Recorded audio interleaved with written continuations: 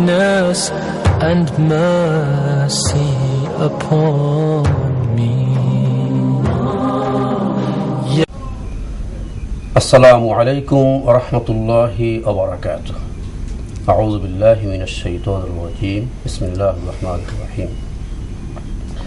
Wa ma arsalnaka illa rahmatan lil alamin. Sadaqallahul azim. Wa qala Rasulullah sallallahu alayhi wa sallam: Man salla alayya salatan sallallahu alayhi 10. Allahumma salli ala Muhammadin wa ala ali Muhammadin kama sallaita ala Ibrahim وعلى آل إبراهيم إنك حميد مجيد. اللهم بارك على محمد وعلى آل محمد كما باركت على إبراهيم وعلى آل إبراهيم إنك حميد مجيد. أما بعد.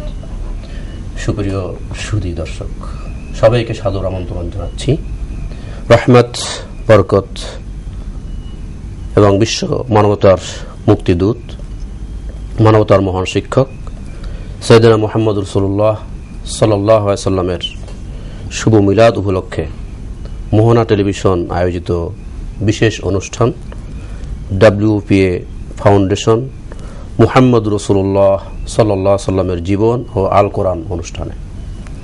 দর্শক, পুরো অনুষ্ঠান জুড়ে আমি আছি আপনাদের সাথে মোহাম্মদ মহিউদ্দিন গাজী। আর এই গুরুত্বপূর্ণ বিষয়ে আলোচনার জন্য আমার সাথে যারা আছেন, আসুন তাদের সাথে আপনাদের পরিচয় করে দেই। আমার সাথে আছেন doctor Maulana Mohammad Nurullah Al Madani, secretary general Nibras foundation Bangladesh. আসসালামু আলাইকুম ওয়া রাহমাতুল্লাহ। সর্বডানে আছেন জনাব Mohammad Rafiqul Islam Khan, chairman WPA foundation. আসসালামু আলাইকুম ওয়া রাহমাতুল্লাহি ওয়া বারাকাতুহু। আমার বাম দিকে আছেন ডক্টর মাওলানা মোহাম্মদ মুস্তাফিজুর রহমান, প্রতিষ্ঠাতা পরিচালক আরাবিক ফাউন্ডেশন বাংলাদেশ। আসসালামু আলাইকুম ওয়া রাহমাতুল্লাহি ওয়া বারাকাতুহু। আরও আছেন জনাব মাওলানা শাহ মোহাম্মদ ওয়ালিউল্লাহ, খতিব বাইতুল আবরার জায় মসজিদ, গুলশান, ঢাকা। আসসালামু আলাইকুম ওয়া রাহমাতুল্লাহি ওয়া বারাকাতুহু। সুপ্রিয় দর্শক, আমাদের সাথে সরাসরি অংশগ্রহণ করার জন্য বা আপনার সুচিন্তিত মতামত জানাতে টিভি স্কুলে দেওয়া ফোন নম্বরে ফোন করতে পারেন। দর্শক, বিশ্বনবী মুহাম্মদ রাসূলুল্লাহ সাল্লাল্লাহু আলাইহি সাল্লামের তার মিলাদ বা তার সিরত এত ব্যাপক আলোচনা, বলা হয় যে দিগন্তের সীমানা খুঁজে পাওয়া যেতে পারে, সাগরের তলা হয়তো তলার সন্ধান পাওয়া গেছে, তা পাওয়া যেতে পারে। মুহাম্মদ রাসূলুল্লাহ সাল্লাল্লাহু আলাইহি সাল্লামের জীবন এত ব্যাপক এবং বিশাল যে তার আলোচনা করে শেষ করার মতো নয়। তারপরেও আজকের এই মিলাদুন্নবী উপলক্ষে আমরা এই অনুষ্ঠানে উপস্থিত হয়েছি। বিজ্ঞ আলোচকবৃন্দ, তাদের মুখ থেকে কিছু আলোচনা নবীজি সাল্লাল্লাহু আলাইহি সাল্লামের মিলাদ এবং সিরাত এবং তার জীবন এবং আল কোরআন সম্পর্কে আলোচনা শুনবো ইনশাআল্লাহ। যে শুরুতে আলোচনা শুনবো ডক্টর মাওলানা নুরুল্লাহ আল মাদানী আপনার কাছ থেকে, যে আজকের এই দিন 12ই রবিউল আউয়াল, নবীজি সাল্লাল্লাহু আলাইহি সাল্লামের জন্ম সোমবারে, এটাকে মিলাদুন্নবী বলা হয়, এবং সিরাতুন নবী সাল্লাল্লাহু আলাইহি সাল্লাম নবীজির জীবনী। তো এই মিলাদুন্নবী বা সিরাতুন্নবী এর অর্থ যদি আপনি একটু আমাদেরকে বুঝিয়ে বলেন, বা এই দিবসের বিশেষ কোনো আমল আছে কিনা, এই ব্যাপারে আপনি আমাদের দর্শকদের দৃষ্টি আকর্ষণ করেন। ধন্যবাদ আপনাকে প্রথমত যে একটি সুন্দর আয়োজনের জন্য। আজকে মূলত আমাদের ইমানের দাবি হিসাবে মুহাম্মদুর রাসূলুল্লাহ সাল্লাল্লাহু আলাইহি ওয়াসাল্লাম, আমরা যদি ইমান বা একজন মুমিন হিসাবে বলি, তাহলে ইমানের প্রথম দাবি হচ্ছে আল্লাহ রাসূলের প্রতি ইমান। আল্লাহর প্রতি ইমানটা কিন্তু আমরা জেনেছি যার মাধ্যমে, তিনি হচ্ছেন মুহাম্মদুর রাসূলুল্লাহ সাল্লাল্লাহু আলাইহি ওয়াসাল্লাম। সুতরাং তার জীবন এবং চরিত্র সম্পর্কে জানার জন্য মূলত আজকে আয়োজন এবং আলোচনা। এই আলোচনা আয়োজনের জন্য আপনাদেরকে ধন্যবাদ জানাচ্ছি। আর দর্শকদের উদ্দেশ্যে যে কথা বলতে চাই, যে মিলাদ এবং সিরাত দুটো কথাই আমাদের সমাজে প্রচলিত আছে। মিলাদ শব্দের আরবি শব্দের অর্থ হচ্ছে, মিলাদ মানে হচ্ছে জন্ম। সুতরাং আমরা যদি বলি মিলাদুন্নবী মানে হচ্ছে আল্লাহ রাসূলের জন্ম, আর যদি বলি যে মিলাদুন্নবী মানে কি, রাসূল জন্ম, তারিখ মিলাদুন্নবী, রাসূল সাল্লাল্লাহু আলাইহি ওয়াসাল্লামের জন্মের দিন বা জন্ম তারিখ। আজকে যদি আমরা বলি আজকে কি আল্লাহ রাসূলের জন্মদিন, ইতিহাসে যদিও ওই ব্যাপারে খেলাফ আছে, বিরোধ আছে, এই দিনই কিনা, কিন্তু অধিকাংশ ঐতিহাসিক বলেছেন আল্লাহ রাসূল 570 খ্রিস্টাব্দের 12ই রবিউল আউয়াল জন্মগ্রহণ করেছেন। সে অর্থে আজকে আল্লাহ রাসূল সাল্লাল্লাহু আলাইহি ওয়াসাল্লামের, আমাদের প্রিয় নবী, আমাদের যিনি শ্রেষ্ঠ মানব, তার আজকে জন্মদিন। সেই অর্থে আজকে হচ্ছে মিলাদুন্নবী তারিখ, রাসূলের জন্মদিন। আর সিরাত বলতে বোঝায় মূলত, সংক্ষেপে যদি আমরা বলি, ডিটেল বিশ্লেষণে না গিয়ে, সিরাত শব্দের অর্থ হচ্ছে মূলত জীবন চরিত, জীবনের যে ঘটনা আছে সে ঘটনা প্রবাহের নাম হচ্ছে সিরাত।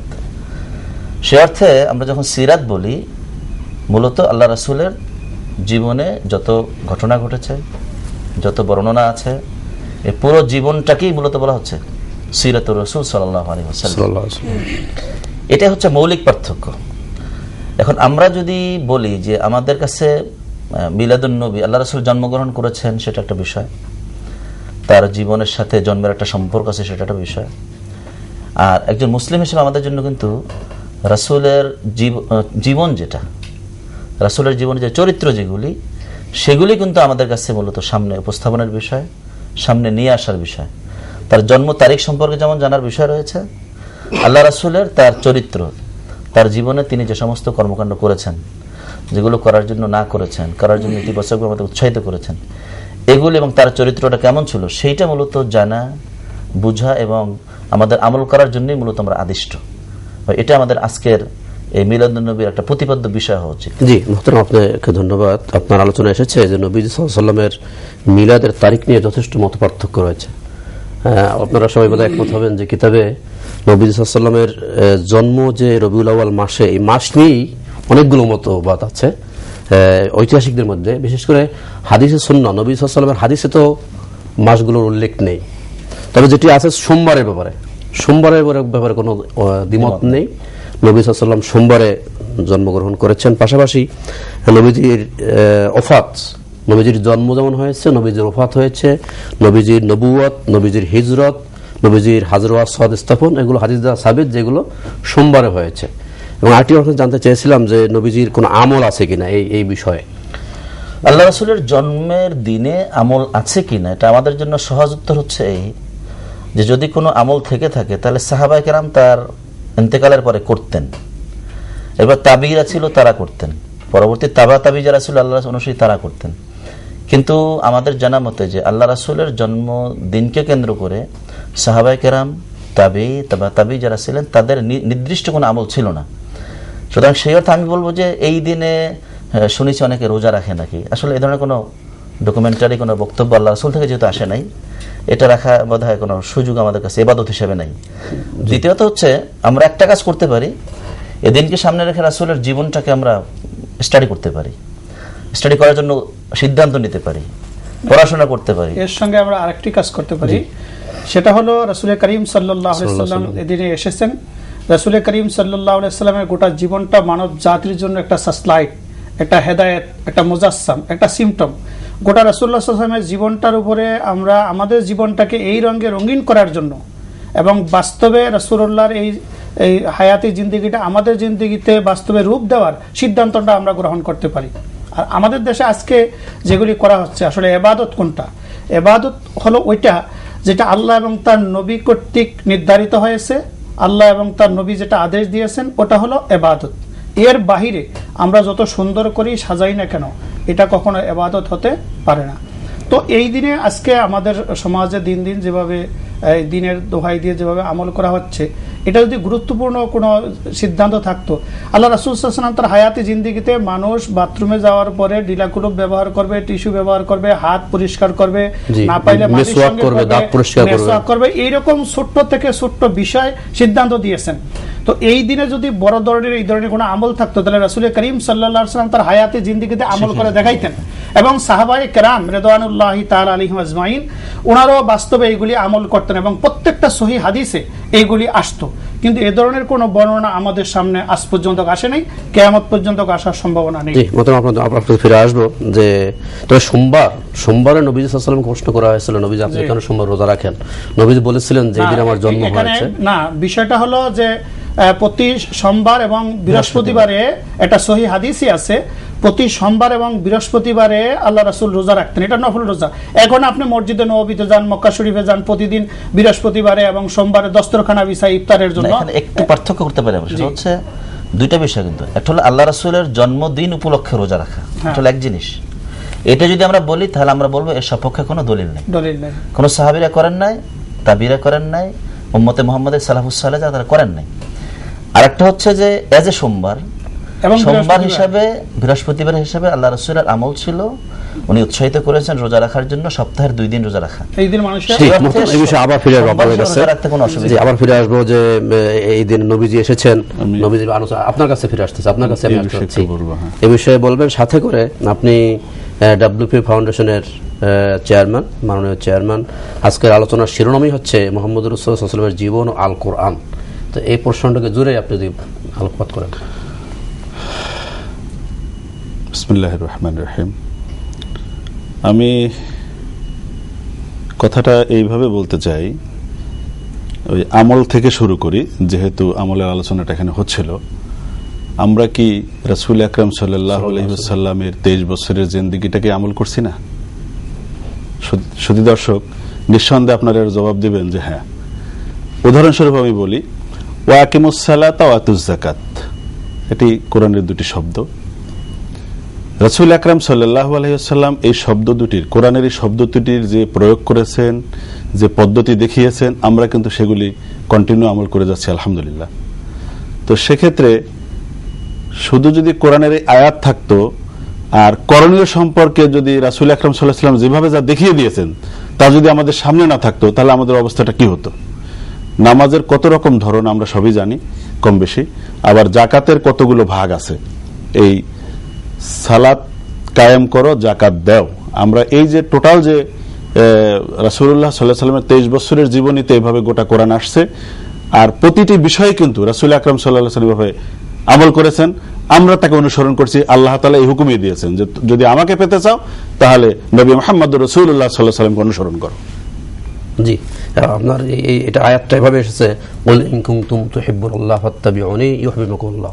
অর্থাৎ ইহুদিরা এবং নাসারারা দাবি করতেছিল তারা আল্লাহকে বেশি ভালোবাসে।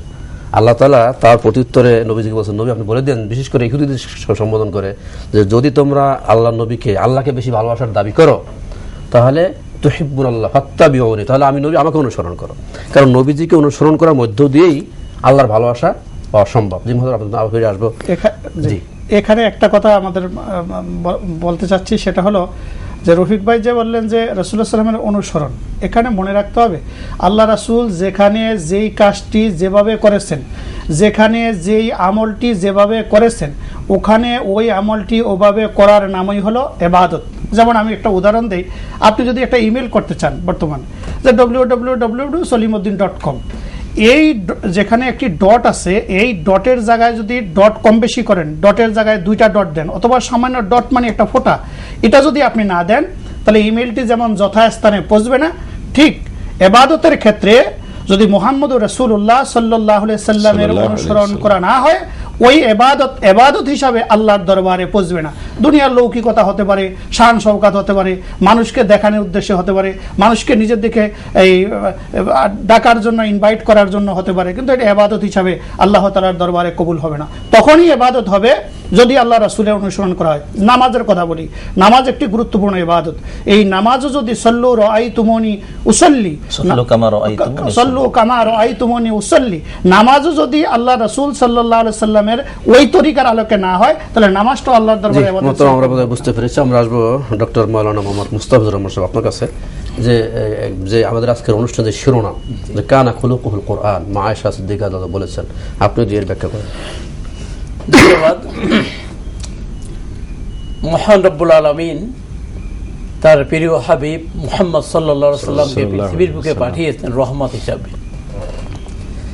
আমরা যদি কোরআনের একটা আয়াতের দিকে যদি খেয়াল করি, তাই এই বিষয়টা আমাদের কাছে ক্লিয়ার হয়ে যায়। বিসমিল্লাহির রহমানির রহিম। ওয়ামিনান নাসি মান ইয়াকুলু আমান্না বিল্লাহি ওয়া বিল ইয়াউমিল আখির ওয়া মা হুম বিমুমিনিন।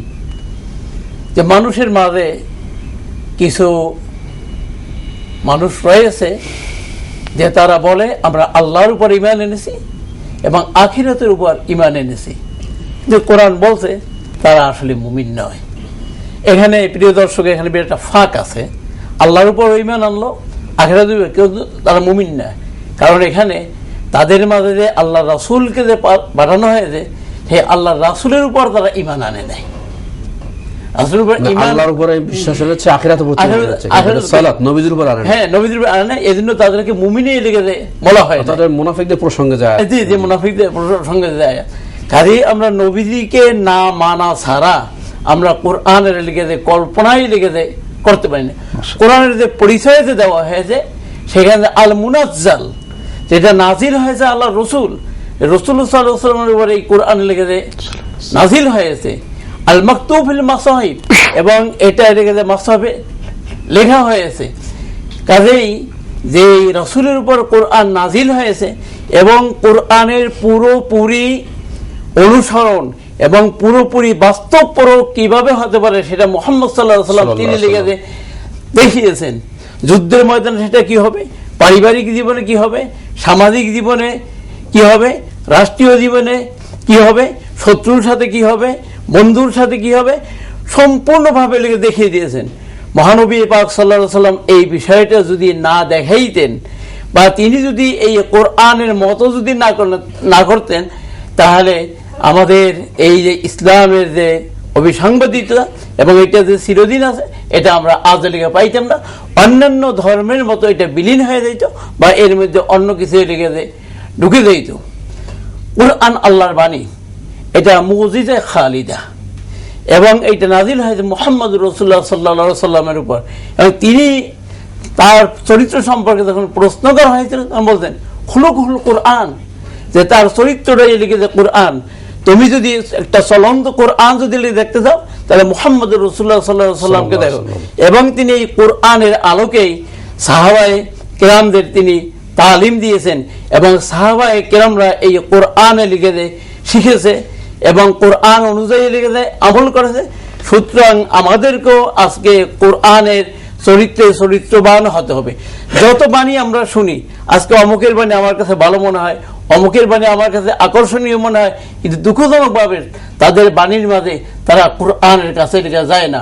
অথচ কোরআনের বাণী সবচেয়ে সহি এবং সবচেয়ে ভালো এবং সবচেয়ে আপনার যে সঠিক, আহসানুল কালাম কালামুল্লাহ, আহসানুল কালাম এবং আতবাকুল কালাম, এবং এইটাই লেগেছে বাস্তব।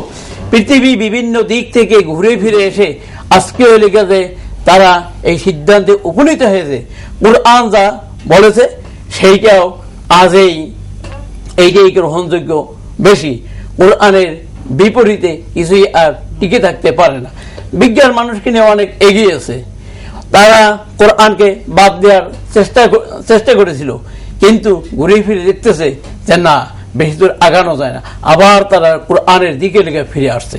আমরা যদি ইউরোপের দিকে তাকাই, আমরা যদি আমেরিকার দিকে তাকাই, আমরা যদি পশ্চিমা বিশ্বের দিকে যদি তাকাই, তাহলে আমরা লেগে দেখতে পাই ওখানে দ্রুত বেগে কোরআনের শিক্ষার প্রসার লেগে হচ্ছে, দ্রুত বেগে মানুষ সেই কোরআনের দিকে লেগে এগিয়ে আসছে। সুতরাং মহানবী পাক সাল্লাল্লাহু আলাইহি ওয়াসাল্লাম যে মিশন নিয়ে এখানে এসেছিলেন, কোরআনকে পৃথিবীর বুকে লিখে কায়েম করা, একমতের দিনের দায়িত্ব পালন করা, সেটা অবশ্যই। আমাদের সাথে যোগ দিয়েছেন। আসসালামু আলাইকুম ওয়া রাহমাতুল্লাহ। আসসালামু আলাইকুম। ওয়া আলাইকুম আসসালাম। দর্শক শুনতে পাচ্ছি, আপনার পরিচয় দিয়ে মতামত পেশ করুন। জি বলুন। আমার কাছে গুরুত্বটা কি? জি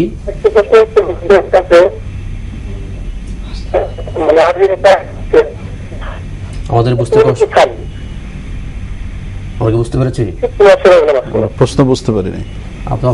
আমরা একটু শুনেছি গুরুত্ব কি, মিলাদুন্নবীর গুরুত্ব কি নাকি রাসূলের জীবনের গুরুত্ব কি? যে দর্শক আবার চেষ্টা করুন, আমরা আলোচনা করছি।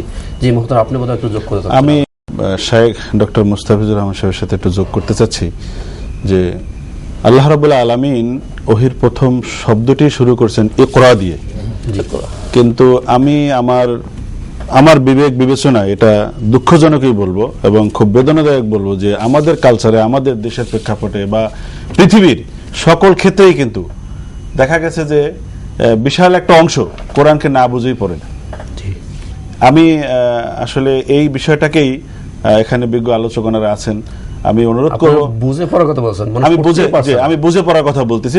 আমাদের দেশেও আমি বলবো এরকম যে বোধহয় লাখো লাখো হাফেজ আছেন যারা গোটা জীবনে কতবার কোরআন কমপ্লিট করেছেন, যেটাকে আমরা আমাদের ভাষায় খতম বলি, এটা বোধহয় সেও গুণে রাখতে পারেন নাই।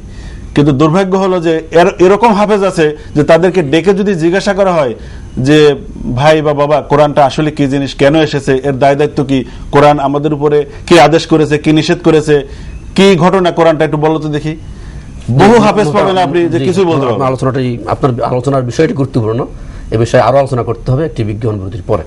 শুকরিয়া, ধন্যবাদ। সুপ্রিয় দর্শক, আপনারা দেখছেন মোহনা টেলিভিশনের বিশেষ অনুষ্ঠান WPA ফাউন্ডেশন মুহাম্মদ রাসূলুল্লাহ সাল্লাল্লাহু আলাইহি ওয়াসাল্লামের জীবন ও আল কোরআনের বিষয়ে আলোচনা। আমরা যাচ্ছি একটি বিজ্ঞাপন বিরতিতে, ফিরে এসে আবার আলোচনা করবো ইনশাআল্লাহ, আশা করি সাথেই থাকবেন।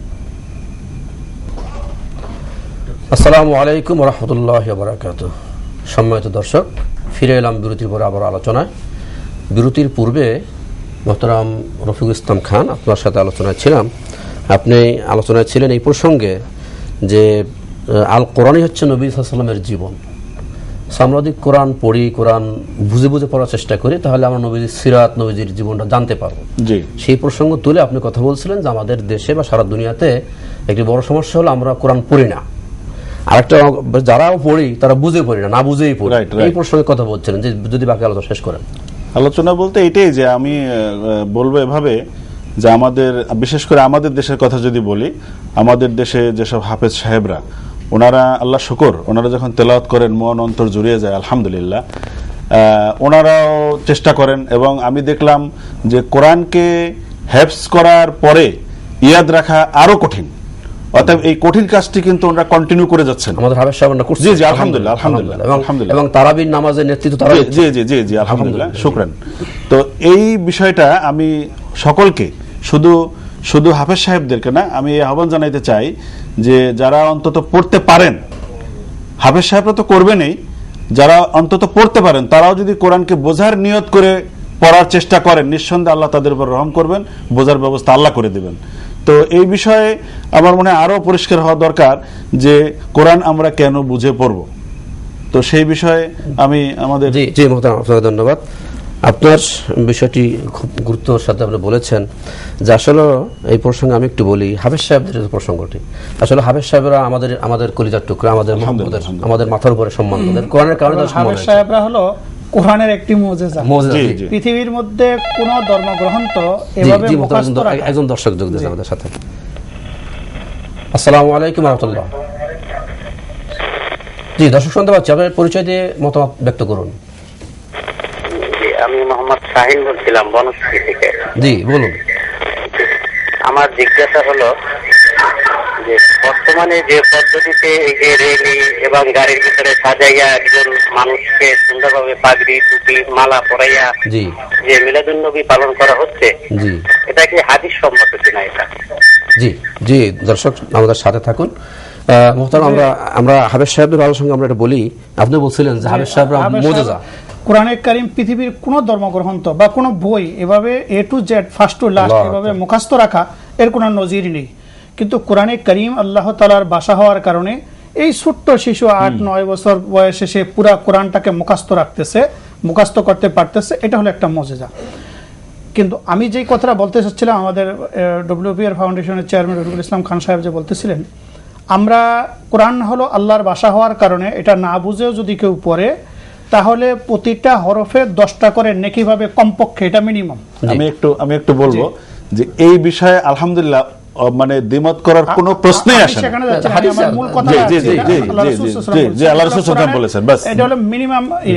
আর যদি কেউ বুঝে পড়ে তাহলে এটা তাকে আল্লাহ সন্তুষ্টি অর্জন করবে। আরো একজন দর্শক যোগ দিয়েছেন আমাদের সাথে। আসসালামু আলাইকুম ওয়া রাহমাতুল্লাহ। ওয়ালাইকুম আসসালাম। আসসালামু আলাইকুম আঙ্কেল। ওয়ালাইকুম আসসালাম ওয়া রাহমাতুল্লাহ। জি নাম বলে প্রশ্ন করুন বা মতামত ব্যক্ত করুন। আমি রোমা কল্যাণপুর থেকে বলছি। জি বলুন। আজকে তো ঈদে মিলাদুন্নবী, এই দিন উপলক্ষে কি কোরআনে কোনো বিশেষ ইবাদতের কথা উল্লেখ আছে যে আমরা ঘরে বসে যেটা পড়লে এই দিনটা যথাযথভাবে পালন করা হবে? জি ধন্যবাদ। যেটা বলতেছিলাম যে আমাদের দেশে আজকে আমরা দুটা সব কাজ, সব জিনিস বুঝে করি, শুধুমাত্র দুইটা জিনিস আমরা না বুঝে করি। একটা কোরআন শরীফ পড়ি না বুঝে, আর একটা নামাজ পড়ি না বুঝে, না বুঝা করি। যার কারণে কোরআনে কারীমের যে উদ্দেশ্যে পৃথিবীতে আল্লাহ তাআলা নাজিল করেছিলেন এর ফায়দা আমরা নিতে পারি না। আর নামাজ পড়ার পরে ইন্না সলাতা তানহা আনিল ফাহশাই ওয়াল মুনকার, নামাজ মানুষকে অন্যায়, অশ্লীলতা, বেহায়াপনা, ফানাহার এগুলি থেকে দূরে রাখবে। নামাজ পড়ার পরও দেখা যায় যে আমরা অন্যায়ের সঙ্গে জড়িত হচ্ছি। সব জিনিস বুঝে করি, আপনি বলছেন না বুঝে পড়ার কারণে, কোরআনও না বুঝে পড়ছি, আর নামাজে আমি আল্লাহর দরবারে কি পড়ছি এটা আমি বুঝি না। যদি বুঝে পড়তাম তাহলে একটা আসর, একটা তাসির হতো আমাদের ব্যক্তি জীবনে, সামাজিক জীবনে। জি, ধন্যবাদ। আমরা আবার ফিরে আসবো আপনার সাথে। আপনার হাফেজদের প্রসঙ্গে আপনিও করেছেন, আমি একটু যোগ করি এখানে। আপনি বলেছেন হাফেজরা আমাদের মুজিজা, আল্লাহর কোরআনের মুজিজা, অবশ্যই। সাথে সাথে আমরা যদি দৃষ্টি আকর্ষণ করি, আমরা আলোচনা করি যে আসলে আমাদের যে ছোট্ট ভাইয়েরা, ছোট্ট ছেলেরা যে কোরআন হাফেজ করছেন, বা আমাদের যে একাডেমিক সিস্টেম, হাফেজখানার যে সিস্টেমটাই হচ্ছে এরকমের যে এটা শুধু হিফজই করতে হয়, এখানে অর্থ বোঝার বা বুঝে পড়ার কারিকুলাম বা সিলেবাস আমাদের এরকম নেই। আপনার যেটা বেদনা, আপনি যারা বলছেন যে আমাদের হাফেজ সাহেবানরা কোরআন পড়ছেন, হিফজ করে আলহামদুলিল্লাহ, কিন্তু অর্থ বুঝছেন না। এবং আপনি এটাও বুঝছেন যে অসংখ্য হাফেজ সাহেবের কথা হয়েছে যে যারা হয়তো জীবনে অর্থ পড়েন নাই। এটা আমাদের সিলেবাস এবং কারিকুলামের বা শিক্ষা ব্যবস্থারই একটা অংশের মধ্যে এসে গেছে যে কোরআন না বুঝে করা। যাকে আমরা সে প্রশ্ন অসংখ্য দুটি প্রশ্ন এসেছি ইতিমধ্যেই। জনাব শাহিন ভাই বনশ্রী থেকে, যে এই যে মিলাদুন্নবী যেই পদ্ধতিতে পালন করা হচ্ছে, জশ্নে জুলুস করে সাজিয়ে, এটা ইবাদত কিনা? আরেকজন আমাদেরকে আঙ্কেল বলেছেন, তিনি প্রশ্ন করেছেন, একজন ছাত্রী হবেন হয়তো, যে আজকের দিনে কোনো ইবাদত আছে কিনা, এই প্রসঙ্গটি যদি আপনি বলেন। আমি উত্তর দেওয়ার আগে আগের প্রসঙ্গটা একটু শেয়ার করতে চাই। যে রাসূলের জীবন হচ্ছে কোরআন। জি, রাসূল হচ্ছে জীবন্ত কোরআন, আয়েশা রাদিয়াল্লাহু তাআলার বক্তব্য অনুযায়ী। এর মানেটা কি? খুব সহজ উত্তর হচ্ছে, যেমন আল্লাহ রাসূল আল কোরআনে বলা হয়েছে নামাজ পড়ো, আকিমুস সালাহ, রাসূল নামাজটাকে সুন্দর করে দেখিয়েছেন। তাহলে কোরআনে যা আছে রাসূল করে দেখিয়েছেন। আল কোরআনে বলা হলো যে গীবাত করা যাবে না, রাসূল তার জীবনে কি করেন নাই? গীবাত করেন নাই। তাহলে তার চরিত্র, তার জীবনটাকে রাসূল কোরআনে আল্লাহ তাআলা যে নির্দেশনাগুলো দিয়েছেন সবগুলি তার জীবনে করেছেন। এখানে কিন্তু এখানে অনেক সময় বলা হয় যে রাসূলের উপরে ফেরেশতা দিয়ে কোরআন নাজিল না করে কেন মানুষ দিয়ে করা হলো? এটা আরেকটা প্রশ্ন হচ্ছে, নবী কেন ফেরেশতা হলেন? ফেরেশতা না, মানুষ হলেন কেন? আল্লাহ তাআলা কোরআন শরীফে জবাব দিয়েছেন। ফেরেশতা হলে মানুষ বলতো যে ওর মধ্যে তো আসলে জৈবিক চাহিদা নাই, সুতরাং ওর জন্য আমল করা সম্ভব, মনুষ্যত্ব গুণাবলী নাই। কিন্তু আল্লাহ তাআলা রাসূলকে মানুষ হিসেবে প্রেরণ করে তার কাছে কোরআন দেওয়ার মানে হচ্ছে এই, রাসূল যদি গোটা কোরআনকে তার জীবনে বাস্তবায়ন করতে পারে, আমল করতে পারে, হোয়াই নট ইউ? কেন আপনি নয়? মানুষ কেন পারবেন না? সুতরাং রাসূলের জীবন মানে হচ্ছে কোরআন, কোরআনে যা বলা হচ্ছে মানুষের জীবন। আলোচনা শুনবো, দর্শক যোগ দিয়েছেন আমাদের সাথে। আসসালামু আলাইকুম রাহমাতুল্লাহ। আসসালামু আলাইকুম। ওয়া আলাইকুম আসসালাম রাহমাতুল্লাহ। দর্শক শুনতে পাচ্ছি আপনি? জি বলুন। বীরগাছা রংপুর থেকে বলছিলাম। জি বলুন। আমার দুইটা কোশ্চেন ছিল। জি বলুন। একটা কোশ্চেন হলো, রাসূল সাল্লাল্লাহু আলাইহি ওয়াসাল্লাম তো মাক্কি জীবনও অতিবাহিত করছেন, আবার মদিনা জীবনও অতিবাহিত করছেন। আচ্ছা, যদি আমরা মাক্কি জীবনটা হচ্ছে উনি যে মক্কা জীবন অতিবাহিত করছেন ওইটা স্মরণ করি, আর যদি মদিনা যে জীবনটা অতিবাহিত করছেন যদি ওইটা বাদ দেই, তাহলে আমাদের তেমন কোনো জীবন প্রভাব পড়বে কিনা, এটা যদি একটু সহজ ভাবে বলতেন। জি, দ্বিতীয় প্রশ্ন আপনার এসে গেছে নাকি? জি ধন্যবাদ দর্শক আপনাকে। আপনার আলোচনা, আমি যে বিষয়টা বলছিলাম এখানে আমি সাথে অনেক আলোচনা হয়েছে এর সাথে। সুতরাং আমাকে যদি রাসূলের জীবন আমাদের জীবনে ফলো করতে চাই তাহলে কোরআনকে বুঝতে হবে।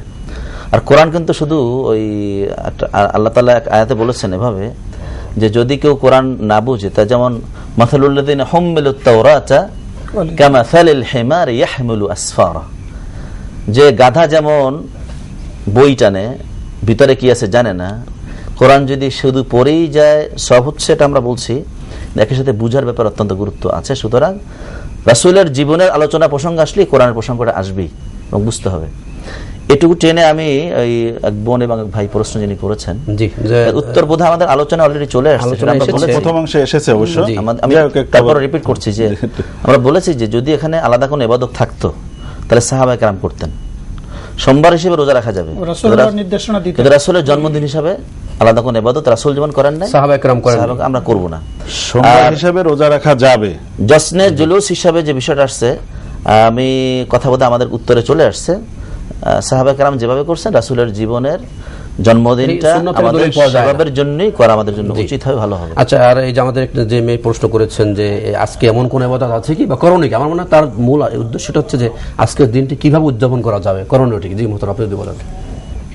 আসলে আজকের দিনটি অন্যান্য সাধারণ দিনের মতোই, যে সমস্ত দিনের আলাদা ফজিলত রয়েছে, যে সমস্ত রাতের আলাদা ফজিলত রয়েছে, লাইলাতুল কদর এর লেগে যে ফজিলত রয়েছে, তারপরে আশুরার দিনে যে ফজিলত রয়েছে, এভাবে কোরআন এবং হাদিসে আমরা রাসূলুল্লাহ সাল্লাল্লাহু আলাইহি সাল্লামের জন্ম বা মৃত্যু দিবসের কিন্তু কোনো রেখেছে দিবস আমরা রেখেছে পাই না। কাজে আজকের দিনটা রেখেছে সাধারণ একটা দিনে। তবে আজকে যেহেতু আমাদের একটা উপলক্ষ রেখে আছে, যে উপলক্ষে আমরা যদি রাসূলুল্লাহ সাল্লাল্লাহু আলাইহি সাল্লামের জীবনী জানার জন্য, তার আদর্শ জানার জন্য আমাদের দেশের কারিকুলাম এবং আমাদের দেশের সিলেবাসে কোনো ব্যবস্থা নাই।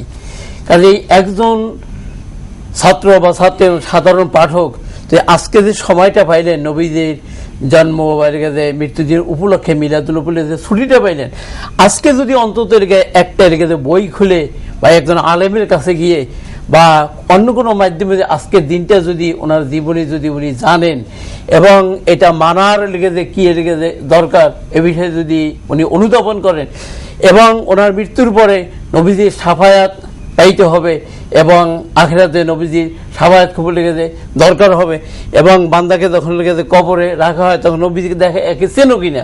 কাজে নবীজির সাথে চেনা কিভাবে, একজন লোক 1400 বছর আগে মৃত্যুবরণ করছে, যার পর অনেক পরে লিখে আমি আসছি, আমি লিখেছি চিনবো কিভাবে, সেই চিনা হবে যদি তার সুন্নাত অনুযায়ী যদি আমল করি, তাহলে আমার জীবনে আমাকে তাহলে এই কথা তো স্পষ্ট হয়ে গেল যে রাসূল আকরাম সাল্লাল্লাহু আলাইহি সাল্লামের 23 বছরের নবুয়তের জিন্দেগি তিনি যা করেছেন সেটাই হলো আমাদের আমল, বাইরে কোনো। তবে আজকের দিনে একটা সিদ্ধান্ত নেওয়ার বিষয় আছে, সিদ্ধান্ত নিতে হবে, সিদ্ধান্তটা হলো রাসূলকে জানতে হবে, মানতে হবে। করিম সাল্লাল্লাহু আলাইহি সাল্লাম 12 রবিউল আউয়াল পৃথিবীতে আসছেন। আজকে এই বিষয়ে আমরা আলোচনা করতেছি।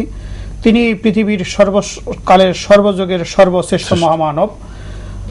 এই মহামানব হিসেবে আল্লাহ রাসূল সাল্লাল্লাহু আলাইহি ওয়াসাল্লাম পৃথিবীতে কি নিয়ে আসছেন, কি রেখে গেছেন, ওই জীবনটা আলোচনা করে আমার জীবনের সঙ্গে মিলানো, যেইটুকু ওই জীবনের সাথে আমার জীবনের পার্থক্য আছে এটা মিলিয়ে আজকে আমি যদি যেটুকু অসম্পূর্ণ আছে আমার মধ্যে আমল নেই, আজকে আমার সিদ্ধান্ত নেওয়া দরকার আমি আমার বাকি এই কাজটুকু আল্লাহ রাসূল সাল্লাল্লাহু আলাইহি ওয়াসাল্লামের অনুসরণ অনুযায়ী সুন্নাহ, কোরআন সুন্নাহর আলোকে করব। বাকি আলোচনা আমরা একটি বিরতিতে যাচ্ছি। আপনাদের আমার মনে হয় আলোচনা আমরা মৌলিক আলোচনায় চলে এসেছি।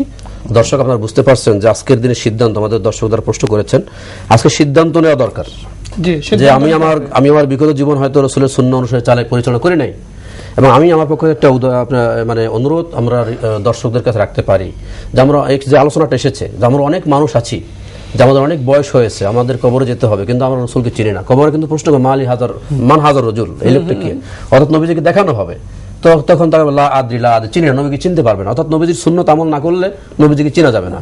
সেজন্য অনুরোধ থাকবে যে এই যে মহাগ্রন্থ আল কোরআনুল কারীম এবং নবীজির জীবনের সুন্নত, এজন্য আমরা যদি পুরো কোরআনটা একটু পড়ার চেষ্টা করি এবং বোঝার চেষ্টা করি এবং সাথে যদি নবীজির জীবনটা মিলিয়ে দেখি, তাহলে সেই সিদ্ধান্তটা আমরা আজকে গ্রহণ করি। আল্লাহ রাসূল এই প্রসঙ্গে বলেছেন, মান আহাব্বা সুন্নতি ফাকাদ আহাব্বানি ওয়া মান আহাব্বানি মাই ফিল জান্নাহ। যে ব্যক্তি আমার মান আহাব্বা সুন্নতি, যে আমার সুন্নতকে মহব্বত করে ভালোবাসে, ওমান আহাব্বানি, সে আমাকেই ভালোবাসে, আমরা নবীজির সুন্নাত নিয়ে আরো আলোচনা করব। সময় হয়ে গেছে একটি বিজ্ঞাপন বিরতির। দর্শক যাচ্ছি বিরতিতে, আশা করি ফিরে এসে আবার আপনাদের সাথে পাবো। আসসালামু আলাইকুম ওয়া রাহমাতুল্লাহি ওয়া বারাকাতুহু। সম্মানিত দর্শক, বিরতির পর আবারও স্বাগত জানাচ্ছি আমাদের আজকের আলোচনায় মুহাম্মদ রাসূলুল্লাহ সাল্লাল্লাহু আলাইহি ওয়াসাল্লামের জীবন ও আল কোরআন।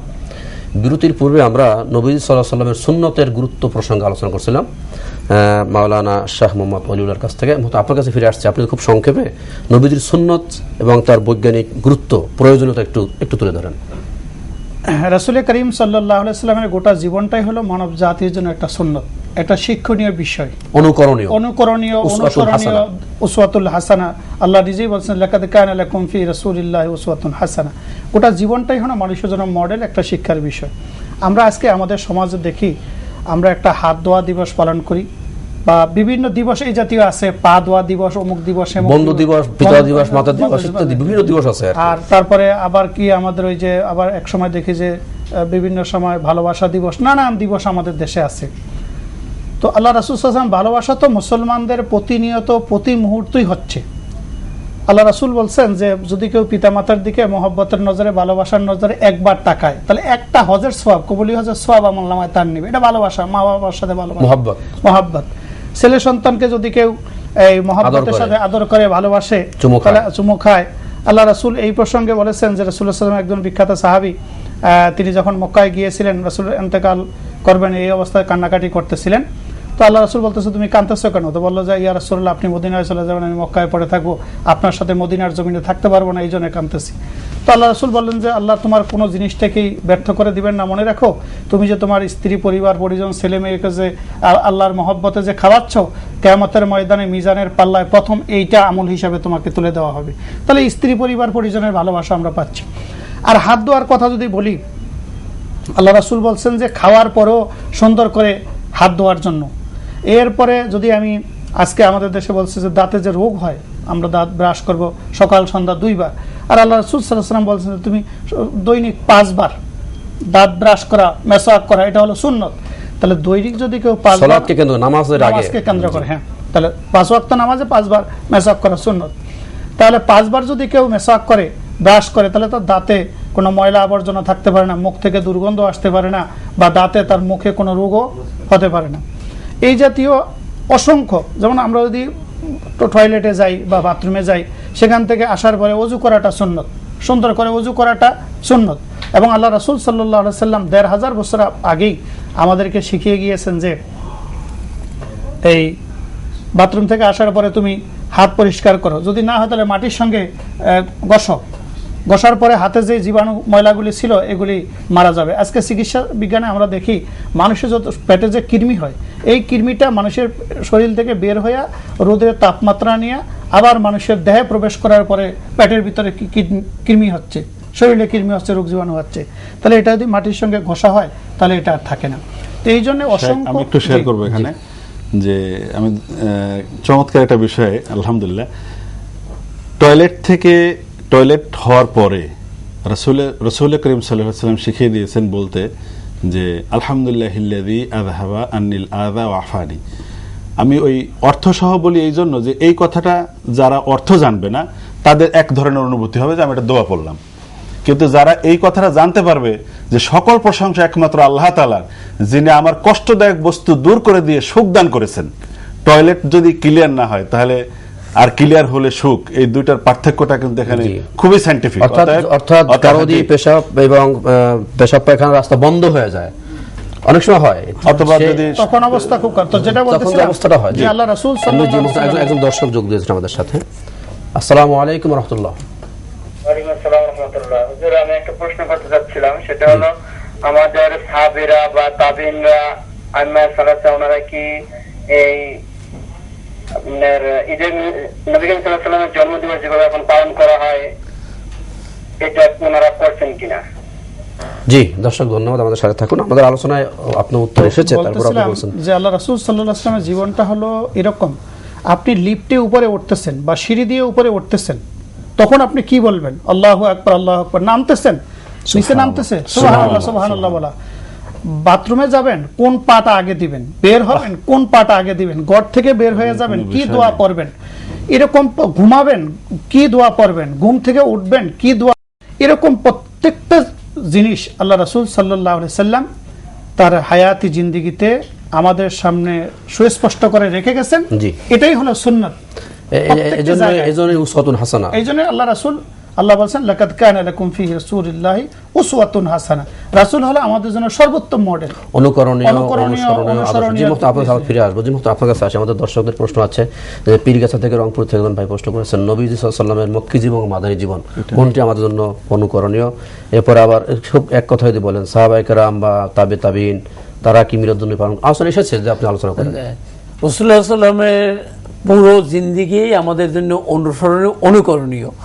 মাক্কি এবং মাদানী বলে যেটা ভাগ আছে, ওটা ওই সময় আমাদেরকে মাক্কি জীবনের লিগে যে মানতে হবে, মাদানী জীবনও মানতে হবে, পরিপূর্ণ আমাদের কোরআন মানতে হবে। কোরআন পুরো 23 বছরে নাজিল হয়েছে, কাজে কোরআনের কোনো অংশই বাদ দেওয়ার কোনো লিখে সুযোগ নাই। এবং আমি যদি মনে করি যে কোরআন এই জমানায় চলতে পারে না, এটা ভাবারও লিখে যে সুযোগ নাই। কাজে কোরআন যেহেতু মানতে হবে, আমাকে রাসূলুল্লাহ সাল্লাল্লাহু আলাইহি ওয়াসাল্লামের মাদানী দুটো পুরো জীবনটা আমার জন্য মডেল জি মানতে হবে। আচ্ছা এসেছে জি মোহতারাম নুরুল্লাহ মাদানী। এখানে আমি একটু শেয়ার করতে চাই ভাবে যে আল্লাহ রাসূলের জীবন বেসিক্যালি রাসূলের যে 23 বছর এটা তার নবুয়তি জীবন, জি। আর নবুয়তি জীবনটাই আমাদের জন্য মূলত মডেল। 40 বছর আলোচনা কিন্তু আমরা করি না, কারণ ওটা নবুয়ত পান না তখন। তার রাসূলের জীবন পুরোটাই আমাদের আদর্শ। আসলে সত্যি কথা যদি বলি আমরা, তাহলে আল্লাহ রাসূলের মক্কি জীবনে কিন্তু ছিল মানুষের দৃষ্টিভঙ্গি পরিবর্তনের কাজ ছিল, অর্থাৎ ইমানি কাজ। তার মধ্যে যে আল্লাহর প্রতি আস্থা, বিশ্বাস, আখিরাতের প্রতি বিশ্বাস, এই কাজগুলি আল্লাহ তাআলা বেশি করিয়েছেন রাসূলকে, তাওহীদের ব্যাপারে কথা বলেছেন বেশি। কিন্তু অ্যাক্টিভিটিজ যেগুলো কর্মকাণ্ডে প্রমাণ করা, এই কাজটা কিন্তু আল্লাহ রাসূলের মাদানী জীবনে হয়েছে। তিনি আপনি যাকাতের কথা বলেন, মাদানী জীবন হয়েছে বাস্তবে। আপনি তার সমাজ ব্যবস্থার কথা বলেন, বিচার ব্যবস্থার কথা বলেন, রাষ্ট্র ব্যবস্থার কথা বলেন, মানুষের জন্য কল্যাণকার যে কাজগুলো করেছেন, এগুলো কিন্তু সব কথা করেছেন কোথায়? মাদানী জীবন। সুতরাং রাসূলের জীবন মানে মক্কি এবং মাদানী। আমাদের দৃষ্টিভঙ্গির পরিবর্তন যেমন লাগবে, একই সাথে আমাদের গোটা জীবনের মতো আদর্শগুলো আমাদের নিতে হবে। দ্বিতীয়ত হচ্ছে যে আমাদের একটা উত্তর চলে আসছে, আমাদের এই যে ভাই উত্তর করেছেন মিলাদ পালনের ক্ষেত্রে আমরা বারবার যে রেফারেন্সটা দিয়েছি, মোহতারাম ঈদ শব্দটা বারবার আসছে যে রাসূল সাল্লাল্লাহু আলাইহি ওয়াসাল্লাম লানা ঈদাইন, আমাদের জন্য দুটি ঈদ। কিন্তু এখন যারা আমরা নবীকে বেশি মহব্বত করি, হাদিসে হলো আল ঈদুল ঈদানে, ঈদুল ফিতর, ঈদুল আযহা। আল্লাহ রাসূল সাল্লাল্লাহু আলাইহি ওয়াসাল্লাম বলেছেন মুসলমানদের জন্য হলো দুটি ঈদ, একটা হলো ঈদুল ফিতর রমজানের পরে যে ঈদ, আর হলো ঈদুল আযহা যেটাকে আমরা কোরবানির ঈদ বলি। বুখারীতে এই সহিহ হাদিস। না কিন্তু মুহতারাম যারা আমরা জশ্নে জুলুসের পক্ষে যারা আমরা আছি, যারা জশ্নে জুলুস করতে আমাদের যুক্তি আছে, যুক্তি হচ্ছে এরকমের যে এই যে ঈদ মিলাদুন, এই যে ঈদুল ফিতর বলছেন, ঈদুল আযহা বলছেন, এই সংবাদ যার মাধ্যমে পেয়েছি তিনি হচ্ছেন বিশ্বনবী। আর সেই বিশ্বনবীর জন্মের যে আমরা ঈদ পালন করব না, এবং বলা হচ্ছে যেটা সর্বশ্রেষ্ঠ ঈদ।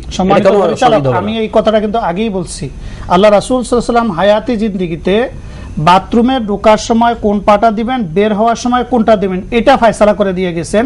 এবং ইন্নাল্লাহা ওয়া মালাইকাতাহু ইউসাল্লুনা আলান নবী, রাসূলের প্রতি যে দুরূদ পড়ার নির্দেশ দিয়েছেন, রাসূলুল্লাহ করেছেন, অসংখ্য অগণিত দুরূদও পড়েছেন, এবং রাসূলের উপরেই দুরূদ পড়েছেন।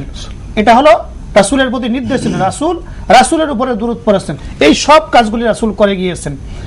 তো যদি মুসলমানদের জন্য 3টা ঈদের ব্যবস্থা থাকতো, তাহলে আল্লাহ রাসূল যেখানে ঈদুল ঈদানে বলছেন, 2টা ঈদের কথা বলছেন, সেখানে 3টা ঈদের কথা বলে দিতেন, অথবা সাহাবায়ে কেরাম এই কাজটাকে এভাবে করতেন, আঞ্জাম দিতেন। বিষয়টা হলো এরা আঞ্জাম দেওয়ার বিষয় না। আমাদের আলোচনাটা আমরা কাউকে আমরা আঘাত করতে চাচ্ছি না, আমরা কাউকে করতে, আমরা খুব সিম্পলি বিবেকের কাছে আমাদের প্রশ্ন যদি আমরা বোঝার জন্য একজন মুসলিম হিসেবে আমার কাছে যদি প্রশ্ন করি, ইসলাম মানে যদি হয় ইবাদত, মানে যদি হয় রাসূলের দেখানো পথ, ইসলাম মানে যদি হয় রাসূলের দেখানো পথ, কোনো কাজে যদি আমরা সব মনে করি, অবশ্যই সেখানে রাসূলের দেখানো পদ্ধতি লাগবে, এর বাইরে যাওয়ার সুযোগ নেই। খুব সিম্পল কথা হচ্ছে আমাদের এখানে লেখা আছে সূরা হাশরের 7 নম্বর আয়াতে। সুতরাং আমি এখানে এইটুকুই বলবো যে কে কি করলো এটা আমাদের আলোচনার বিষয় না। আপনি একজন মুসলমান হিসেবে, আমি একজন মুসলমান যদি চিন্তা করি, খুব সিম্পল কথা হচ্ছে, আমি এই দিনের জন্য যদি অতিরিক্ত কোনো কাজ করি, ইবাদত হিসাবে মুহাম্মদুর রাসূলুল্লাহর নির্দেশনা লাগবে। যদি একটু নিচে নামি তাহলে সাহাবায়ে কেরামের নির্দেশনা লাগবে, আরো যদি একটু নিচে আসি তাহলে তাবেঈদের নির্দেশনা লাগবে। আমাদের আলাদা কিছু নির্দেশনা নাই বিধায় আমরা রাসূলকে যেমন সর্বোচ্চ সম্মান করতে চাই, এই দিনকে রাসূলকে আমরা স্মরণ করতে চাই, তার জীবনই আমরা জানতে চাই, আমাদের জীবনে আমল করতে চাই। এটার মধ্যে বোধহয় মর্যাদাটা বেশি, সম্মানটা বেশি। আমাদের অনেক ভাইয়েরা আছেন বা বন্ধুরা আছেন, রাসূলের প্রতি ভালোবাসা দেখান, কিন্তু প্র্যাকটিক্যাল লাইফে তার কোনো সম্পর্ক নাই। মিলাদুন নবী আসছে, জিলাপি খাই, ভালোবাসা দেখাই, কিন্তু বাস্তব জীবনে সম্পর্ক নাই। আমাদের মনে হয় আজকের দিনে সবচেয়ে বড় শিক্ষা উচিত যে আমার জীবন আমি কতটা রাসূলের জীবন মানতে পারলাম, পর্যালোচনার দিন হওয়া উচিত এটা। আজকে অন্যভাবে যদি বলি, আমাদের অসংখ্য বাংলাদেশে যদি বলি 14 কোটি, এর মধ্যে অনেক মুসলমান। উপন্যাস আমরা করে শেষ করি 300, 400, 500 পৃষ্ঠার, প্রতি মাসে একটা করে উপন্যাস পড়ি, আমরা আত্মসমালোচনা করি আজকের দিনে যে আমি রাসূলের জীবনের উপর একটা গ্রন্থ আমি পড়েছি কিনা, এটা আমরা চিন্তা করি। তাহলে আমার মনে আজকের দিনে সার্থকতা হবে। ঈদ মিলাদুন নবীর জন্য আপনি মিছিল করলেন না, মিটিং করলেন না, জশ্নে জুলুস করলেন, সেটা আমাদের মনে আলোচনার বিষয় হওয়া উচিত না। আজকে বিষয় হওয়া উচিত রাসূলের জীবন জানার জন্য আমি কতটুকু সময় দিয়েছি, আমি একজন মুসলিম হিসাবে। আপনি যদি মুসলমান না হন ভিন্ন জিনিস, মুসলিম পরিচয় দিলে এটা আমাদের পর্যালোচনার দিন হওয়া উচিত। সুতরাং আসুন আমরা, আমার মনে হয় দর্শকদের আমি বলবো যে এই দিনকে আমরা সিদ্ধান্ত নিই যে রাসূলের জীবনী গ্রন্থ একটা পড়ব শুরু থেকে শেষ পর্যন্ত। রাসূলের জীবনে হচ্ছে কোরআনের মডেল, সুতরাং কোরআন কি কথা আছে আমরা পড়বো, যেটা বারবার আসছে অনুবাদ সহ পড়ি, তাহলে আমার মনে হয় আজকে দিনের লেসন হবে, আজকে বড় শিক্ষা আমাদের জন্য। জি মোহতারাম, বাকি আরো আছে একটি বিরতির পরে, বিরতির পরে আমরা ফিরে আসবো। আপনার আলোচনার মূল যে কথাটি ফুটে উঠেছে, আগেও বলা হয়েছে যে কোরআন হচ্ছে থিওরিক্যাল এবং নবী মুহাম্মদ সাল্লাল্লাহু আলাইহি ওয়াসাল্লামের জীবনটা হচ্ছে প্র্যাকটিক্যাল। সো আমরা নবীজির জীবনকে জানার জন্য কোরআন পড়া এবং নবীর জীবন পড়া, এটা দুটো মিলিয়ে পড়লে আজকে সিদ্ধান্ত নেওয়ার দিন। আপনাকে ধন্যবাদ। সম্মানিত সুধী দর্শক, বিরতির পর আমরা আরো আলোচনা শুনবো, আশা করি ফিরে এসে আপনাদেরকে আবার সাথে পাবো। আসসালামু আলাইকুম ওয়া রাহমাতুল্লাহি ওয়া বারাকাতুহু। সম্মানিত সুপ্রিয় দর্শক, আমরা আলোচনায় আছি WPO ফাউন্ডেশন মুহাম্মদ রাসূলুল্লাহ সাল্লাল্লাহু আলাইহি ওয়াসাল্লামের জীবন ও আল কোরআন এ বিষয়ে। বিরতির পূর্বে আমাদের বিজ্ঞ আলোচক ডক্টর মাওলানা নুরুল্লাহ মাদানী তিনি আলোচনা করছিলেন যে আমাদের আজকের দিনে সিদ্ধান্ত নেওয়া উচিত যে আমরা নবীজির জীবনী জানবো এবং পড়বো, স্টাডি করবো। যে এ পর্যায়ে এই বিষয়টার সাথে আরো একটু যোগ করবেন আমাদের WPO ফাউন্ডেশনের সম্মানিত চেয়ারম্যান জনাব রফিক ইসলাম খান। আমি সুপ্রিয় দর্শক, এতক্ষণ আপনারা আলোচনা শুনেছেন, যে বিষয়গুলো আলোচনা হয়েছে মৌলিক বিষয়গুলো রাসূলুল্লাহ সাল্লাল্লাহু আলাইহি ওয়াসাল্লামের জীবনী সম্পর্কে জানা, আর কোরআনকে বুঝতে হলে রাসূলুল্লাহ সাল্লাল্লাহু আলাইহি ওয়াসাল্লামের জীবনী জানার কোনো বিকল্প নেই। আমি শুধু কোরআন থেকে একটি শব্দের অর্থ দর্শকদের উদ্দেশ্যে পেশ করতে চাই, যে আসলে কোরআন যে একটা মহা বিষয়, মানুষের টোটাল জীবনকে পরিচালিত করার জন্য কোরআন যে কত কি ভূমিকা রেখে গেছে এবং সেটা রাসূল আকরাম সাল্লাল্লাহু আলাইহি ওয়াসাল্লাম বাস্তবায়ন করে দেখিয়ে গেছেন। আমরা নামাজের সময় সকলেই সূরা মাউন তেলাওয়াত করি। মাউন শব্দের, এই মাউন শব্দটার অর্থ বুখারী শরীফে এভাবে আসছে যে মাউন শব্দের সর্বোচ্চ শাব্দিক অর্থ হয়েছে জাকাত। বিশেষজ্ঞরা এটা নির্ধারণ করেছেন যে মাউন শব্দের সর্বোচ্চ শাব্দিক অর্থ হয়েছে জাকাত। মাউন শব্দের অর্থ হলো মানে সর্বজন স্বীকৃত সকল প্রকারের ভালো কাজ, সর্বজন স্বীকৃত সকল প্রকারের ভালো কাজ। মাউন শব্দের সর্বনিম্ন অর্থ হয়েছে নিত্য প্রয়োজনীয় দ্রব্য সামগ্রী পরস্পরের লেনদেন করা বা দিয়ে দেওয়া। সাধারণত যাদের থাকে তাদের কাছ থেকে, যাদের নাই বা এই মুহূর্তে নাই, পরে হয়তো তারা আনবে বা চেয়ে নেয়। বিশেষ করে আমি বলবো, আমরা দেখেছি বিভিন্ন প্রেক্ষাপটে যে প্রতিবেশীদের একটা জিনিস প্রয়োজন হয়েছে, আমার বাসায় আছে, আমি তাকে দিয়ে দিয়েছি, সে ব্যবহার করে আবার ফিরিয়ে দিয়েছে। এটা হলো মাউনের অর্থ।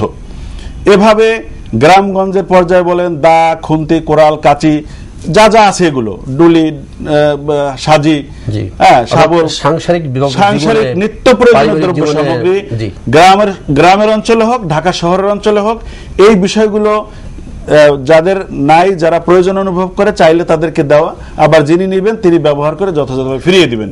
এই একটি শব্দের অর্থের দিকে যদি আমরা তাকাই, কোরআনের একটি শব্দের অর্থের দিকে যদি আমরা তাকাই, যেটা রাসূল আকরাম সাল্লাল্লাহু আলাইহি ওয়াসাল্লাম বাস্তবায়ন করে গেছেন, আপনি দেখেন, আমরা দেখি, প্রিয় দর্শক আপনারাও দেখেন, যে আমরা যদি পরস্পর এই একটি শব্দের কাজ করি, তাহলে আমাদের পারস্পরিক ভ্রাতৃত্ববোধ, ভালোবাসা কতটা উচ্চ পর্যায়ে চলে যেতে পারে। আমাদের সম্মানিত আলোচক ডক্টর নুরুল্লাহ মাদানী ভাই বলেছেন পড়াশোনার ক্ষেত্রে, আমি অনুরোধ করব, যেহেতু কোরআন এবং সুন্নাহ, কোরআন এবং হাদিস সকলের মানুষের জন্য উন্মুক্ত এবং আল্লাহ এবং আল্লাহ রাসূলও সকল মানুষের জন্য উন্মুক্ত, অতএব নট অনলি মুসলিম, মোমেন সকলেই এটা পাঠ করে যদি কোনো না কোনো ক্ষেত্রে উপকৃত হয়, আলহামদুলিল্লাহ এটা পড়তে পারেন তারা, এই আহ্বান করতেছি। আপনাকে ধন্যবাদ। সকল পৃথিবীর সকল মানুষের জন্য আল্লাহ রব্বুল আলামিন এবং আমা আরসালনাকা ইল্লা রাহমাতাল লিল আলামিন, এটা আপনি চমৎকার করে বলেছেন যে আল্লাহ যেমন সকল মানুষ, আল্লাহ তাআলা সকল বিশ্ব জাহানের জন্য, আল্লাহ রাসূল তিনি শুধু মুসলমানের জন্য নয়, এখানে মুসলিম বলেন নাই, সকল বিশ্ববাসীর জন্য আল্লাহ রাসূল রহমত। এবং আপনি যে সূরা আল মাউনের শেষের যে আয়াত বললেন, আল্লাযীনা হুম ইউরাউন ওয়া ইয়ামনাউনাল মাউন, অর্থাৎ এখানে দর্শক আপনারা জানেন, দর্শকের বুঝতে সুবিধা আপনার কথা পুরো করেন নাই, যে সূরা মাউনের মধ্যে আল্লাহ তাআলা শুরুতেই বলেছেন, মাঝখানে বলেছেন ফাওয়াইলুল লিল মুসাল্লিন, ওই সমস্ত মুসাল্লিদের জন্য ধ্বংস, ওয়াইল দোজখ, ফাওয়াইলুল লিল মুসাল্লিন আল্লাযীনা হুম আন সালাতিহিম সাহুন আল্লাযীনা হুম ইউরাউন ওয়া ইয়ামনাউনাল মাউন, অর্থাৎ যারা নামাজের ব্যাপারে, সালাতের ব্যাপারে গাফিলতি অবলম্বন করে, যারা মানুষকে দেখানোর জন্য সালাত আদায় করে, আর সর্বশেষ যেটা আপনি বললেন মাউন ওয়ায়ামনাউনাল মাউন, অর্থাৎ সাধারণ গৃহস্থলের যে বিষয় এগুলো দেওয়ার ক্ষেত্রে নিষেধ করে। সেক্ষেত্রে আপনি বুখারীর উদ্ধৃতি বলছেন যে মাউনের অর্থ করা হয়েছে সর্বোচ্চ জাকাত, অর্থাৎ জাকাত দান করে না মানুষকে, অর্থাৎ সর্বনিম্ন ভালো কাজ, ন্যূনতম ভালো কাজ করতে নিষেধ করে, তাদের জন্য ওয়াইল, তাদের জন্য ধ্বংস, এক্ষেত্রে বলেছেন। সেটিও যদি আমরা বুঝি, আর তো আপনি বলতে চাচ্ছেন এটি যে সূরা মাউন নামাজের মধ্যে পাঠ করি, তেলাওয়াত করি। সম্মানিত পরিচালক, আমাকে একটু সুযোগ দেন, তাহলে আমরা গোটা সূরাটাই নিয়ে আসি। প্রথম দুইয়ে তার বাদ রাখবো কেন? যেখানে বলা হয়েছে যে যারা, মানে আল্লাহ বলতেছেন যে তোমরা কি সেই সব লোকদেরকে দেখছো, তোমরা কি তোমরা কি সেই সব লোকদেরকে দেখছো যারা বিচার দিনকে অস্বীকার করে? তারা কারা? ইয়াতিমকে ধাক্কা দেয়, মিসকিনকে খাবার দিতে উৎসাহিত করে না। আমরা আলহামদুলিল্লাহ যারা এই লাইনে বিশেষ করে মিনিমাম জ্ঞান রাখেন তারা জানেন যে ক্ষুধার্ত ব্যক্তিকে খাওয়ানো যে কি পরিমাণ সওয়াব, এবং আল্লাহ রাব্বুল আলামিন, রাসূল আকরাম সাল্লাল্লাহু আলাইহি সাল্লাম একে কত গুরুত্ব দিয়েছেন এটা কল্পনাতীত, চিন্তা করতে পারি না আমরা যে ক্ষুধার্ত ব্যক্তিকে খাওয়ানো কত বড় সওয়াবের কাজ।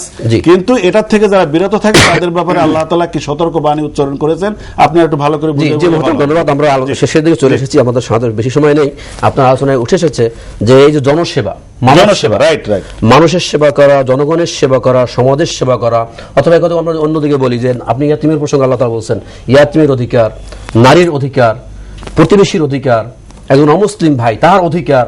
আজকে কিন্তু অধিকার নেই, সব জায়গায় সংঘাত, সংঘর্ষ, মারামারি, মানুষ অধিকার থেকে যে বঞ্চিত হয় সমস্যা করে। মহান অধিকার। জি জি, আমার শেষে চলে আসছে, আমরা খুব একটু সংক্ষেপে আপনার টাচ করেন, অল্প 2 মিনিট করে আমি দিচ্ছি, 2 মিনিট করে। সেটা হচ্ছে যে যেমন সন্ত্রাস, আজকের পৃথিবীর বড় সমস্যা সন্ত্রাস, দুর্নীতি, দারিদ্র বিমোচন সহ এই যে বিশ্ব শান্তি প্রতিষ্ঠায় মহানবী সাল্লাল্লাহু আলাইহি ওয়াসাল্লামের যে বিশাল অবদান, অর্থাৎ আইমে জাহেলিয়ার যুগকে পরিবর্তন করে তিনি যে সোনার সমাজ প্রতিষ্ঠা করেছেন।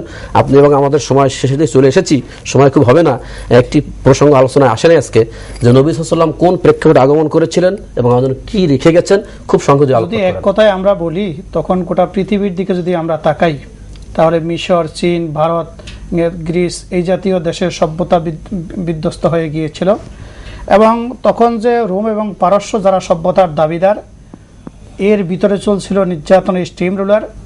যারা ওখানে আসনে বসেছিলেন তারা খোদার অবতারেই ছিলেন, এবং খোদার আসনে বসে অনেকে খোদাই দাবি করেছেন। আর মক্কার দিকে যদি তাকাই তাহলে মারামারি, কাটাকাটি, দলাদলি, পারাপারি, রক্তপাত, বিভ্রান্তি, বিশৃঙ্খলা, লুটপাট, হত্যা, জিনা, ব্যভিচার, জুলুম, নির্যাতন, সুদ, ঘুষ, দুর্নীতি, এমন কোনোটি বাকি ছিল না যেখানে ছিল না আল্লাহ রাসূল। এমনকি ওখানে সমাজে ছিল তারা কন্যা সন্তানকে জীবন্ত পুঁতে রাখাটা সওয়াবের কাজ মনে করত। তো আল্লাহ রাসূল সাল্লাল্লাহু আলাইহি সাল্লাম পৃথিবীতে আসার পরে গোটা নারী জাতির জন্য যেই রহমত হয়ে এসেছিলেন, তিনি বলেছেন কেউ যদি 2টি কন্যা সন্তান লালন পালন করে, দিনদারি শিক্ষা দিয়ে উপযুক্ত পাত্রের নিকট বিবাহ দেয়, জান্নাতে সে আর আমি এরকম পাশাপাশি থাকবো। এর অর্থ নবুয়তের দরজা ছাড়া আল্লাহ এই জান্নাতের সবগুলি দরজা তাকে দিয়ে দিবেন, এরকম মর্যাদা দিয়েছিলেন। এরপরে দেখি লুটপাট যাদের নিত্য নৈমিত্তের বিষয় ছিল, আল্লাহ রাসূল সাল্লাল্লাহু আলাইহি সাল্লামের কাছে আসার পরে আমরা ইয়ারমুকের যুদ্ধের দিকে যদি তাকাই, আবু জাহেলের সুযোগ্য সন্তান, যিনি পৃথিবীর সবচেয়ে বড় জাহেল, ওই জাহেলের সুযোগ্য সন্তান হযরত ইকরামা রাদিয়াল্লাহু তাআলা ইয়ারমুকের যুদ্ধে 400-এর অধিক দেহের মধ্যে তরবারির আঘাত ছিল। গ্রীষ্মের তপ্ত দুপুরে তিনি খালিদ বিন ওলীদের তাঁবুর সামনে পড়ে রয়েছেন, পানির জন্য চিৎকার দিয়েছেন। এক সাহাবী দৌড়ে পানির জন্য গেলেন, আরেক সাহাবী রাসূলুল্লাহ সাল্লাল্লাহু আলাইহি ওয়াসাল্লাম, আরেক সাহাবী হযরত হারিস ইবনে হিশাম পানির জন্য চিৎকার দিলেন। আবু জাহেলের সুযোগ্য সন্তান বলতেছেন, আমার চাইতে আমার ওই ভাই বেশি পিপাসার্থ, তাকে পানিটা পান করাও, পরে আমি করব। যখন হারিস ইবনে হিশাম রাদিয়াল্লাহু তাআলার কাছে গেলেন, হযরত আয়াজ রাদিয়াল্লাহু তাআলা পানির জন্য আবার চিৎকার দিলেন। হারিস ইবনে হিশাম বলেন, আমার চাইতে আমার ভাই বেশি পিপাসিত, তাকে পানি পান করাও। দৌড়ে পানি ওখানে নেওয়া হলো হযরত রাদিয়াল্লাহু তাআলার কাছে। তো হারিস ইবনে হিশামের কাছ থেকে পরে যখন আয়াজ রাদিয়াল্লাহু তাআলার কাছে যাওয়ার আগেই আয়াজ রাদিয়াল্লাহু তাআলা শাহাদাত বরণ করলেন। দৌড়ে আসা হলো হারিস ইবনে হিশাম রাদিয়াল্লাহু তাআলার কাছে, শাহাদাত বরণ করলেন। দৌড়ে আসা হলো হযরতে ইকরামা রাদিয়াল্লাহু তাআলা শাহাদাত বরণ করলেন। মৃত্যুর দুয়ারে দাঁড়ায়া যারা নিত্য নৈমিত লুটপাট করত, অন্যের অধিকার হরণ করত, রাসূল করিম সাল্লাল্লাহু আলাইহি সাল্লামের কাছে আসার কারণে সেই মানুষগুলি এরকম নিজের জীবনকে উৎসর্গ করে অন্যের জীবনকে প্রাধান্য দিয়েছেন। এমন ভাবে তিনি শান্তি প্রতিষ্ঠা করেছেন, তারা জীবনে একটি অন্যায়ের সঙ্গে আর জীবনে আপোষ করেননি। অন্ধকার ঘরে বসে থেকে তারা কোনো আপোষ করেনি। আজকের জমানায় যদি আমরা এক ভাই আরেক ভাইকে খুন করে দিতে বোধ করছি না। জি, আজকের জামানা আমরা একজন আরেকজনের অধিকার হরণ করছি। 2 টাকার জন্য রিকশাওয়ালাকে মেরে ফেলতেছি, 2টি টাকার জন্য। পত্রিকায় আসছে যে 2 টাকার জন্য রিকশাওয়ালাকে খুন করে ফেলছে। এই যে অধিকার, যদি আমরা রাসূল করিম সাল্লাল্লাহু আলাইহি সাল্লামের গোটা জিন্দেগিটা বুঝি, মানি এবং সেই আলোকে নিজের জীবনকে গঠন করি, তাহলে এই সমাজের অন্যায়, অনাচার, দুরাচার, পাপাচার, মারামারি, কাটাকাটি, বিশৃঙ্খলা যা আছে সব চলে যাবে। এখানে শান্তি প্রতিষ্ঠা হবে। শান্তির মৃদু মৃদু সমীরণে গোটা অশান্ত পৃথিবী শান্তিতে ভরপুর হবে। আমরা আল্লাহর জীবনের উপরে চলার চেষ্টা করি। জি মোহতারাম, সময় শেষে দিয়ে চলে এসেছি। আমার বলতে মন চায় যে আসলে এই যে আপনি বললেন আইএমএ জাহিলিয়াতের যে প্রসঙ্গ, আজ থেকে প্রায় 1450 বছর পূর্বের, সেটাকে যদি আমরা বলি লেটেস্ট মডেলের জাহিলিয়াত, অর্থাৎ প্রাচীন জাহিলিয়াত, তাহলে আপনি যে বললেন 2 টাকার জন্য মানুষ খুন করছি, তাহলে এটা কি? আজকে আমরা নারীর মর্যাদার কথা বলছি, কিন্তু দেখা যাচ্ছে আজকে প্রযুক্তির সুবাদে, প্রযুক্তির কল্যাণে আমরা যখন জানতে পারি যে আমার মাতৃগর্ভে কন্যা সন্তান আছে, তখন দেখা যায়, আমি দেশের নাম বলবো না, কোন কোন দেশ আছে এমন যেখানে গবেষণায় এসেছে যে ভ্রূণ হত্যা করা হচ্ছে শুধুমাত্র একটি অপরাধে, যে কন্যা সন্তান ভ্রূণ, এবং সেই যে বছরে 1 কোটি। হতবাক হওয়ার কথা। আমি বিবেকবান এবং সম্মানিত দর্শকদের দৃষ্টি আকর্ষণ করব, আপনারা কি বলবেন যে আজ থেকে 1400 বছর পূর্বে যে যুগটাকে আমরা জাহিলিয়াতের যুগ বলছি, প্রাচীন জাহিলিয়াতের যুগ বলছি, সেখানে কন্যা সন্তান হওয়ার জন্য যদি তাদেরকে জীবন্ত কবর দেওয়া হতো, আর আজকে কন্যা সন্তান হওয়ার জন্য দুনিয়াতে ভূমিষ্ঠ হওয়ার সুযোগই দেওয়া হচ্ছে না, মাতৃগর্ভ থেকে ধ্বংস করে দেওয়া হচ্ছে। কোরআনে কারীম বলছে বেআইয়ে জামবিন কুতিরাত, কোন অপরাধে সন্তানদেরকে হত্যা করা হয়, তাহলে কি বলতে, তাহলে কি আমরা যদি সেটাকে যদি এই কারণে যদি জাহিলিয়াতের যুগ বলি, এটা হলো লেটেস্ট মডেল বলি আগেরটাকে, তাহলে এটা কি লেটেস্ট মডেল নয়? এটা লেটেস্ট মডেল। জি মোহতারাম, আমরা শেষ দিকে চলে এসেছি যে আজকের আলোচ্য বিষয়ের উপরে যদি খুব সংক্ষেপে আলোকপাত করা। আজকে আমাদেরকে সিদ্ধান্ত নিতে হবে যে আমরা রাসূলুল্লাহ সাল্লাল্লাহু আলাইহি সাল্লামকে আমরা জানবো এবং এটাকে মানবো। আমি যে বলেছি আমাদের দেশের যে কারিকুলামে আমরা কিছু পড়তেছি, আমাদের পাঠ্যপুস্তকে কিছু আছে, কিন্তু মানার কোনো নেই। আমাদের স্কুল কলেজের ছাত্রছাত্রীরা তারা ইসলাম ধর্ম নামক যে বিষয়টা আছে তাতে লিটার মার্কস পাচ্ছে, 80-90 পাচ্ছে, কিন্তু দেখা যায় যে সালাতের সময় সালাত আদায় করছে না, সে সিএম এর সময় সিএম আদায় করছে না। আমরা এখানে বলা শুধু স্কুল মাদ্রাসা, মানে স্কুল কলেজ না বলি, মাদ্রাসা আমল নাই, অর্থাৎ সে এলেম আছে তার আমল নাই। অর্থাৎ রাসূলুল্লাহ সাল্লাল্লাহু আলাইহি ওয়াসাল্লামের কাজ হলো তিনি তথ্য দিয়েছেন এবং নিজের জীবনে বাস্তবায়নও করছেন। কাজে আমাদেরকে এই সিদ্ধান্তে আসতে হবে আমরা জানবো এবং ধন্যবাদ। জি আসবো আমরা সর্বশেষে চলে এসেছি, আমরা 2 মিনিটে আছি। ডক্টর মাওলানা নুরুল্লাহ মাদানী, জি আপনি যদি আলোচনার প্রসঙ্গটা, আলোচনার একটা ছিল, পয়েন্ট ছিল যে দারিদ্র্য বিমোচন। জি জি অনেক বিষয় ছিল বলার সুযোগ নেই। শান্তি প্রতিষ্ঠা, দারিদ্র্য বিমোচন একটা ইম্পর্টেন্ট বিষয়, জি গুরুত্বপূর্ণ বিষয়। আপনি যদি শান্তি প্রতিষ্ঠা করতে চান সোসাইটিতে, সমাজে, তাহলে সেখানে দারিদ্র্য থাকলে কিন্তু চলে না। এই জন্য আল কোরআনে কিন্তু আমি অনেকে বলে যে ইসলাম মানে হচ্ছে একটু দীনতা, হীনতা, দারিদ্র্য এভাবে থাকবে, এটা অনেকে বলে, এটাকে দূর করে ইসলাম এসেছে, জানি না, কিন্তু কোরআনে বারবার বলা হচ্ছে আকিমুস সালাহ ওয়া আতুজ যাকাত, কাদেরকে বলা হচ্ছে? মুসলমানদেরকে। জি, এখন কোন মুসলমান যাকাত দিবে? যে সম্পদশালী সেই তো যাকাত দিবে। তা আমি তো ব্যক্তিগত মনে করি যে মুসলমানদেরকে আল্লাহ তাআলা সম্পদশালী হতে বলেছে। জি, আমি একটু যোগ করার সাথে মোজাওয়াদা করব, কোন কোথায় বলা হয় যাকাত গ্রহণ করো, যাকাত দিতে বলা হয়েছে, গ্রহণ করতে বলা হয় না। শুধু তাই না, আমি ডক্টর শাহেক নুরুল্লাহের এই কথার প্রেক্ষিতে সামলাতে পারছি না যে আল্লাহ রাব্বুল আলামিন বলেছেন ব্যবসা হালাল করে দিয়েছি আমি, আল্লাহ বলছেন ব্যবসা হালাল, সুদ হারাম। অতএব ব্যবসার ব্যাপারে কতটা গুরুত্ব দিচ্ছেন যে আল্লাহ নিজে বলেছেন যে ব্যবসা হালাল। এখানে দারিদ্র্য বিমোচন, জি, তাহলে আল্লাহ রাসূল যাকাতের মাধ্যমে কি করেছেন? দারিদ্র্য বিমোচন করেছেন, স্বাবলম্বী করেছেন মানুষকে। এবং স্বাবলম্বী করা আমি মনে করি যে রাসূলের জীবনে একটা মিশন ছিল, এবং এই মিশনের কারণে কিন্তু রাসূলের জীবনের পরে একটা পর্যায়ে কিন্তু বিশ্বে গরিব কোনো মানুষ ছিল না, যাকাত নেওয়ার মতো লোক ছিল না। মানে রাসূলের একটা দেখানো পদ্ধতি ছিল, সুবহানাল্লাহ। সেটা আমাদের মাধ্যমে বাস্তবায়ন হতে পারে যদি আমরা রাসূলের জীবন, তার অর্থ যে ব্যবস্থা ছিল, দৃষ্টিভঙ্গি ছিল, সেগুলো যদি আমরা পালন করি। এই যে বিশেষ করে এখন যে সমাজে যে ধরনের খুব খারাপ মানের সুদ চলছে, এ ব্যাপারে আমাদের একটু, আমরা শেষ পর্যায়ে চলে এসেছি, আমরা আর বোধহয় সময় দিতে পারছি না, খুব একান্ত জরুরি যদি 30 সেকেন্ডের কোনো প্রতীক। আসলে এই আলোচনার তো কোনো শেষ নেই, তো বলবো যে আদম আলাইহিস সালাম থেকে শুরু করে নবী মুহাম্মদ রাসূলুল্লাহ সাল্লাল্লাহু আলাইহি সাল্লাম পর্যন্ত আল্লাহ তাআলার একই সুন্নত, একই বিধান, একই রকম, শুধু আমাদের অভাব হলো জানা এবং মানার অভাব। আমরা জানা সেই আহ্বান জানাই। খান চেয়ারম্যান ডব্লিউ ফাউন্ডেশন আপনাকে ধন্যবাদ।